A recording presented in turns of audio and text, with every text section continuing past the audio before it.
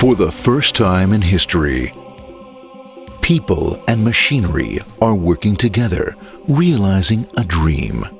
A uniting force that knows no geographical boundaries without regard to race, creed, or color. A new era where communication truly brings people together. This is the dawn of the net. Want to know how it works? Click here to begin your journey into the net. Now, exactly what happened when you clicked on that link? You started a flow of information. This information travels down into your own personal mailroom, where Mr. IP packages it, labels it, and sends it on its way. Each packet is limited in its size. The mailroom must decide how to divide the information and how to package it. Now, the package needs a label containing important information, such as sender's address, receiver's address, and the type of packet it is.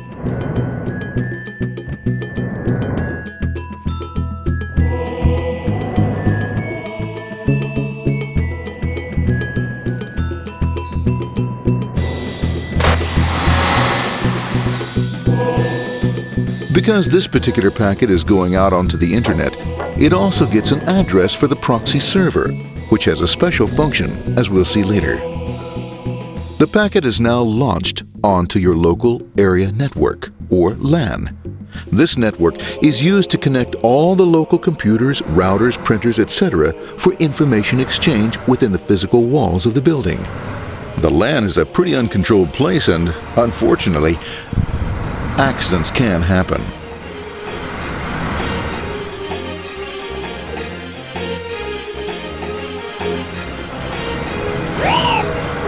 The highway of the LAN is packed with all types of information. These are IP packets, Novell packets, Apple Talk packets. They're going against traffic, as usual. The local router reads the address and, if necessary, lifts the packet onto another network. The router, a symbol of control in a seemingly disorganized world. Whoops, sorry about that. Let's go with this one here, this one here. This goes here, this one goes here. I don't like this one. Let's go with this one. This goes here. A little bit goes left. Let's go with this one here. Another channel here. Let's put that one here. Another one there. Let's put that one here. There he is, systematic, uncaring, methodical, conservative, and sometimes not quite up to speed. Sorry. But at least he is exact, for the most part. That one goes there, that one goes there, that one goes there, that one goes there, and this one goes there. Another one goes there, that goes there. He's behind him, let's go there, that goes there, he goes there, let's put that one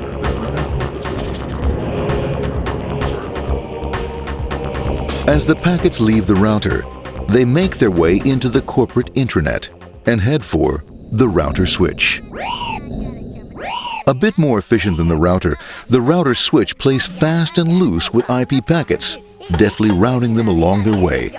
A digital pinball wizard, if you will. Here we go. Here comes another one. And it's another. Watch this, Mom. Here goes. Whoop. We're on the back. Hey, in there, in there, in there. Over the left, over the right, over the left, over the right. You got it. Here it comes. Right down. He shoots. He scores. It's going. Hey, wait. Watch out. Here comes another one. Oh, here we go. And it's gone. As packets arrive at their destination, they're picked up by the network interface, ready to be sent to the next level.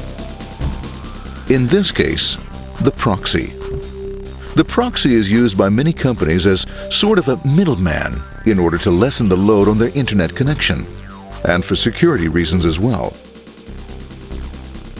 As you can see, the packets are all of various sizes, depending upon their content.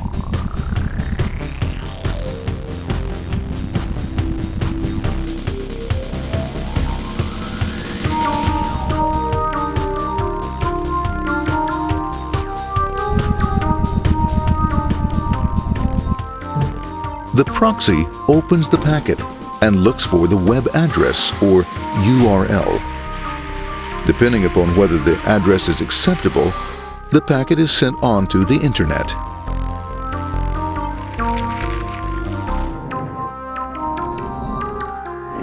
There are, however, some addresses which do not meet with the approval of the proxy, that is to say, corporate or management guidelines. these are summarily dealt with. We'll have none of that. For those who make it, it's on the road again.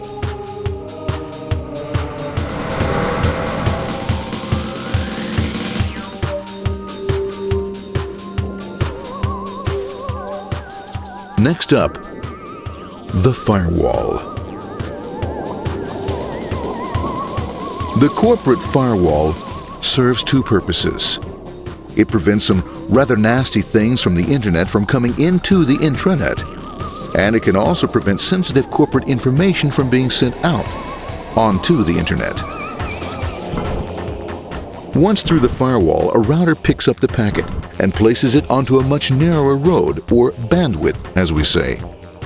Obviously, the road is not broad enough to take them all. Now you might wonder what happens to all those packets which don't make it along the way. Well, when Mr. IP doesn't receive an acknowledgement that a packet has been received in due time, he simply sends a replacement packet. We are now ready to enter the world of the Internet. A spider web of interconnected networks which span our entire globe. Here, routers and switches establish links between networks. Now, the net is an entirely different environment than you'll find within the protected walls of your LAN. Out here, it's the Wild West. Plenty of space, plenty of opportunities, plenty of things to explore and places to go. Thanks to very little control and regulation, new ideas find fertile soil to push the envelope of their possibilities. But because of this freedom, certain dangers also lurk. You'll never know when you'll meet the dreaded ping of death. A special version of a normal request ping, which some idiot thought up to mess up unsuspecting hosts. The paths our packets take may be via satellite, telephone lines, wireless, or even transoceanic cable. They don't always take the fastest or shortest routes possible, but they will get there. Eventually. Maybe that's why it's sometimes called the worldwide wait. But when everything is working smoothly, you can circumvent the globe 5 times over at the drop of a hat. Literally. And all for the cost of a local call or less. Near the end of our destination, we'll find another firewall.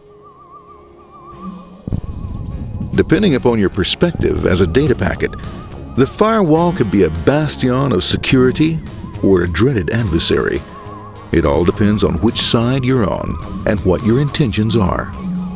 The firewall is designed to let in only those packets that meet its criteria. This firewall is operating on ports 80 and 25.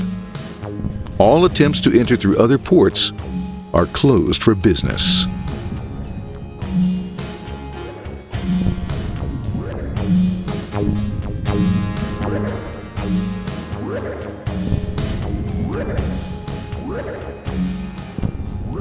Port 25 is used for mail packets, while Port 80 is the entrance for packets from the Internet to the web server. Inside the firewall, packets are screened more thoroughly. Some packets make it easily through customs, while others look just a bit dubious. Now, the firewall officer is not easily fooled, such as when this ping of death packet tries to disguise itself as a normal ping packet. It's okay, go on, it's okay, no problem. Have a nice day. We out of here. Bye. For those packets lucky enough to make it this far, the journey is almost over. It's just a line up on the interface to be taken up into the web server. Nowadays, a web server can run on many things, from a mainframe to a webcam to the computer on your desk. Or why not your refrigerator?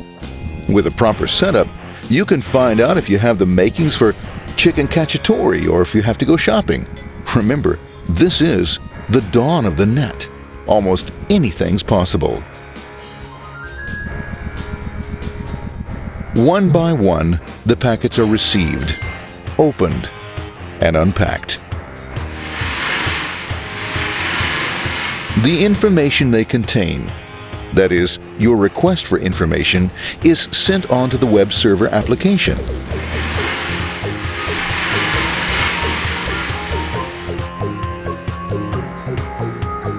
The packet itself is recycled,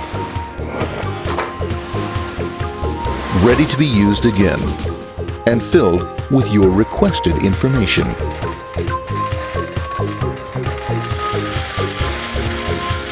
Addressed and sent out on its way back to you.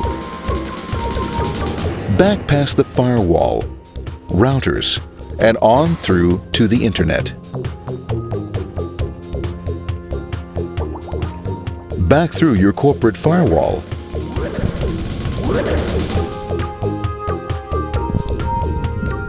And onto your interface. Ready to supply your web browser with the information you requested. That is, this film.